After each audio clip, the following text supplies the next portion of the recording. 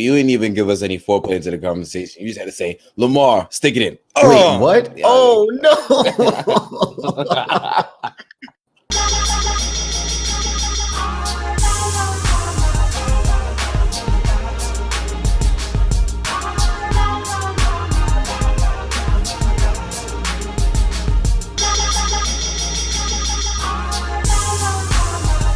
What's going on, guys? Welcome to episode 7 of the Sarutobi Sports Pod.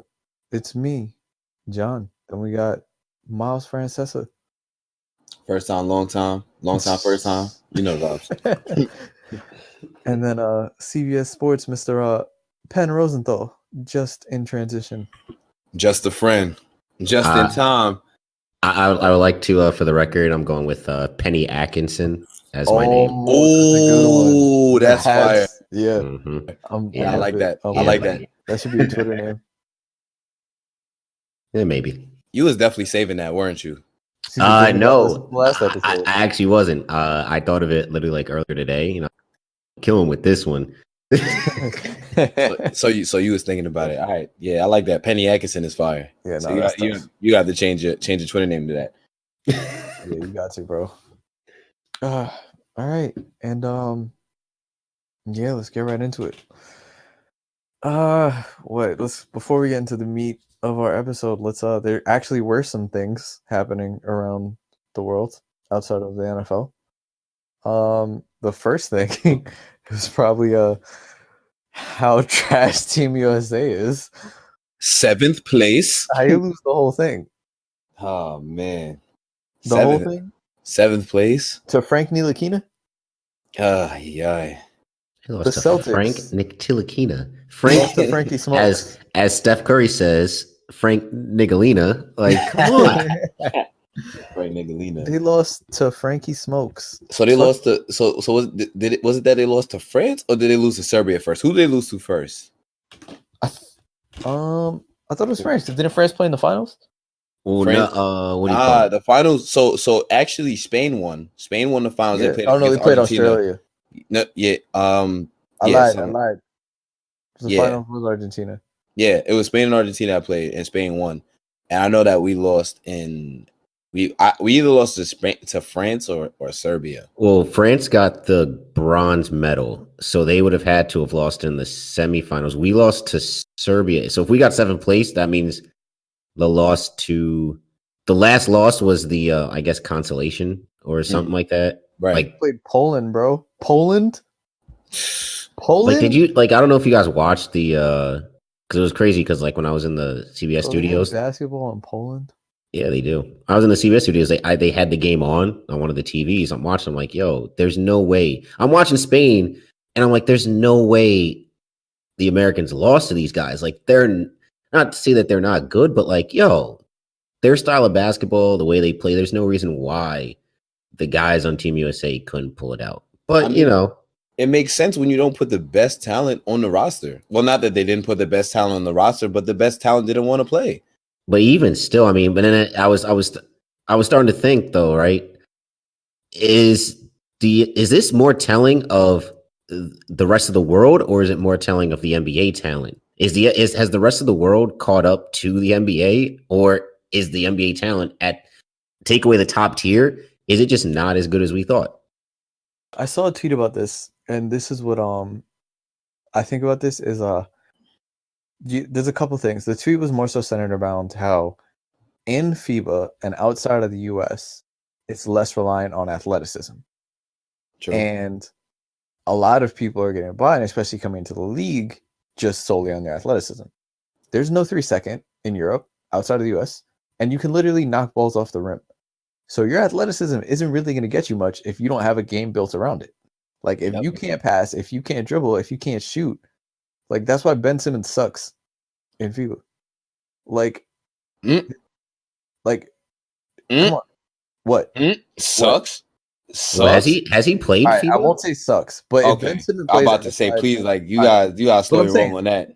Yeah, he's Ben Simmons. He's still not a max player though. But I agree. I could agree with that. But like it's the reason why, like, if your game's just centered about athleticism and just basically I'm just gonna get to the rim and then just hope everything works out, it's that much harder. yeah, like also the other thing is those other like teams have probably been playing together their whole lives. So the chemistry they have is going to be different. Oh yeah. And then you got the team, say B team or C team at this point. Yeah, it's a C team, C or C D. team because of all them damn Celtics that were trash. I see what you did there. Okay. Yeah. That was good. That was good. But yeah, so it's like you got those players, and honestly, out of the players on that roster, who would probably be the most skilled there? Kemba. Well, yeah, Kemba definitely had proven himself to be the best player on that roster. And that's why I say C team, because he would be the best person on the roster. He was third team this year. So yeah, he's definitely not in that top 5, top 10 group of players. But you go back to like this past season, he's definitely within like the top 15, top 20, I guess. Debatably. But Yeah. Even so. And he is very skilled, but you know, it can only take you so far. And I heard he didn't even have that good of a game though, right? Against France. I believe so. I didn't see it, so I can't. In Flagrant, they were talking about it, and I think Donovan Mitchell was the only one who really balled out. Wait, who are we talking about? Sorry. We were talking about Kemba, but I think if in Flagrant they were talking about how Donovan Mitchell was the only one who balled out. He had close to 30, and the next person after him had like 11. Joe Harris with a strong performance off the bench as usual. Oh God. No, all right, but I will pose this question. He's dropping 40 off the bench. Whoa, relax. That's not his game. He plays within his game. That's why he does well. He should have just been taking threes. Whoa. All right. Moving on, I will ask this question though. Do you remember last season when like people kind of got on Mark Cuban for saying like, oh, you know, more players should go overseas because like AAU is kind of like killing it. Like they're not teaching fundamentals or anything. He's absolutely right. He said he is. I didn't understand why people came out. Like I understood like the way he kind of said it may have been a little bit harsh, but the standpoint is true. And we honestly, what you were saying earlier, John, with the FIBA, it literally shows because the best teams in FIBA are the ones that work as a team. They don't rely squarely on athleticism. You can't just, all right, the offense isn't working. Let me just dribble, drive past them and dunk on them. You can't do that. You can't do that in FIBA. You know why I disagree with you, JT? And I don't disagree about the AAU point. I'm talking about on the highest level of competition. If you put LeBron, if you put Anthony Davis, if you put Russell Westbrook on the court versus any of these teams, it doesn't matter about chemistry at that point. It doesn't matter. Oh, it does matter to a degree, but these are dudes that the rest of the world cannot keep. But those are. You're right there. But those are outliers. Which one of those players is their game is just them being athletic? Well, all of those players are skilled as well. Yeah, and that, but still, I'm saying that. Well, Russ is a very athletic. Well, I could say that he was a very athletic player. He still is. Yeah, but he doesn't rely on it as much as he used to. Exactly. But really, what I'm trying to get at is that that's just the level of competition that is the NBA. At the top, these dudes are probably the most athletic dudes in the world. Why? Because we produce the best talent, and that's like the number one sport in our countries. Back to your point, though, JT, I really think that the rest of the world hasn't necessarily caught up to us, but I think that chemistry aspect of it is the reason why that they're able to perform at the highest level, and beat the C team of the NBA and, perform against, because Serbia team wasn't that bad that I know that we lost. That game I actually did get to watch a little bit of. And I mean, they have Jokic, they have Bogdanovic. Jokic was arguably an MVP candidate this year. Mm-hmm. Not necessarily to the degree of Giannis or Harden, but no, he definitely was. Yeah, but he's a great player. And you put in just like what happened with the Mavericks in 2011. And I know John's about to go crazy. You put a centerpiece and you put decent talent around that centerpiece, you can win games. It's point blank period. You don't need a super team to win, as we've seen, many examples. But 9 times out of 10, those super teams do win. Especially in a tournament where people don't care that much and aren't necessarily trying that much. Even though now we know the next FIBA tournament, they're going to wild out because they have to. But like, I think that the rest of the world is catching up to an extent, but they're not there. They're definitely not there, but they are catching up there. And I feel like you're also seeing just like the quality of the way that the top basketball players are being brought up. Like they are doing a good job. But because literally like people were talking about there, like if you can go and play in Spain and do well, you can like be successful in the NBA as well. because of it's just the level, but the way they play out there. And that's why the people who are super athletic, they don't really end up in Spain. They're the ones who end up in China. Like the players who like fizzle out from the NBA but aren't skilled, they're just athletic. Right. And like, you know, it really got exposed. But yeah, I do agree where it's like you're gonna against a C team, you don't need a super team. And then also it's like the C team was hella role players. You know what I mean? Like there was one star. Yeah. So it's one star.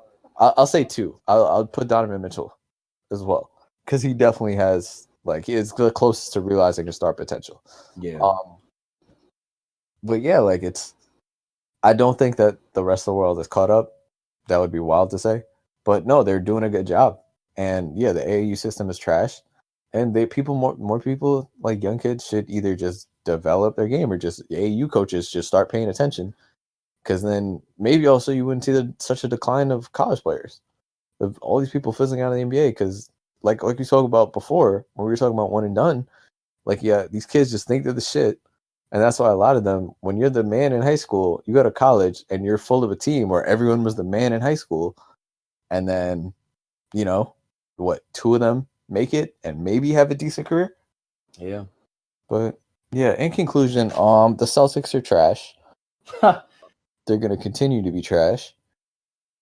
And yeah, they're still going to be a higher seed than the Nets, though. Oh, yeah, JT, we didn't forget what you said. Yeah. That's fine. Media Day's on the 27th. That's all good. You know, so it is what it is. You know, when the Celtics fizzle out and we're going to be like, oh, wow, I guess Kyrie wasn't the problem. Maybe it was everything else. I'm just be sitting back and be like a big glass of I told you so. A big glass of I told you so. That's a new one. Bold. That's a bold statement there. That I'm just saying, like, because if really quick, you know, because I know we got to get to other stuff. But if let's say the Celtics get a 6 seed this year, right? What are the excuses going to be? Because the excuse last year was solely on Kyrie. As much as there was a lot of else wrong with the Celtics, the focus on Kyrie. So if the Celtics are a 6 or let's say a 5 seed, right? Where does the blame go? Because Kyrie was the problem. So I'm just saying, like, hypothetically speaking, I think that it goes on Brad Stevens' system.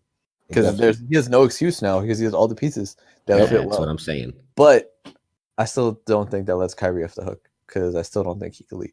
I don't think it lets the other people off the hook either. You're right, but he's basically back on. I don't want to say back on the Cavs before LeBron came, because this team is definitely better than that Cavs team. But you know, just scorers can't lead a team like that. They can't. Who said he's got to be the leader? Who's going to be the leader? Don't worry about it. We got a culture, man. I want to say Jared Dudley was our leader last year, and he only saw like 7 minutes a game. But Jared Dudley about that life. Who in our roster about that life? About what? Being a leader? Yeah, who? Who's going to lead DeAndre Jordan? Oh, leave the emoji god out of this, all right? Come on. The emoji god. Leave the emoji god out of this. All right. Is that going to be a leader? Captain America is going to be our leader. How about that? Bro. And Karis LeVert. I promise you. That team is not going to look to the only white. Second, you have 2 white. Actually, you might have 1 white guy on your roster now. It is just strictly Joe Jesus. Yeah. So I doubt they're all going to look at him and be like, "Yes, Joe, please guide us to the promised land." The Avengers looked up to a white guy. Why can't the Nets? Do you just compare the Avengers? The Avengers are almost all white. Some of them, they black. All right. Some of them got nigga passes. All right. Hulk got a nigga pass. Nah. Maybe before he went soft, when he before he went soft, he was dragging Loki. Yeah. Then he became Professor Hulk, and he was like, "Nah, he don't get that no more." His drip was immaculate, though. But you saw that, but you know who is black? New Captain America, my son Falcon. That's word too. His name is Clarence.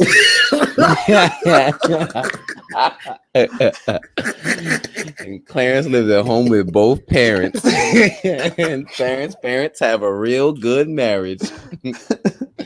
Anyhow. Oh man. NBA coming soon. October will be a great month. I can't